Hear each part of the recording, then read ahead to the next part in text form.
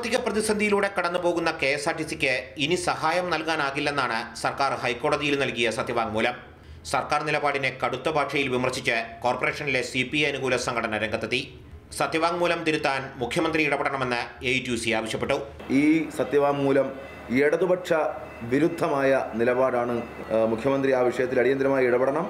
KSRTCക്ക് എല്ലാ സംരക്ഷണവും നൽകുമെന്ന പ്രകടന പത്രികയിലെ വാഗ്ദാനത്തിന്റെ ലംഘനമാണ് സർക്കാർ നടത്തിയതെന്ന് കോൺഗ്രസ് അനുകൂല സംഘടന TDF ആരോപിച്ചു. പ്രത്യക്ഷ സമരത്തിനൊരുങ്ങുകയാണ് TDF. അതേസമയം KSRTCക്ക് സഹായം നൽകില്ലെന്ന സത്യവാങ്മൂലത്തിലെ പരാമർശം ധനമന്ത്രി തള്ളി. ഈ 1000 കോടി രൂപ കാശായിട്ട് കൊടുക്കാന്ന സർക്കാർ ഒപ്പിട്ടിരിക്കുന്നത്. അപ്പോഴാണ് KSRTC കൈവിട്ടു എന്നൊക്കെ പറഞ്ഞുകൊണ്ട് വാർത്തകൾ വരുന്നത്. ഇത് യാഥാർത്ഥ്യമായിട്ട് ആരും ബന്ധമില്ല. ശമ്പളവും പെൻഷനും സർക്കാർ ഏറ്റെടുക്കണമെന്ന സംഘടനകളുടെ ആവശ്യവും ധനമന്ത്രി അംഗീകരിക്കുന്നില്ല.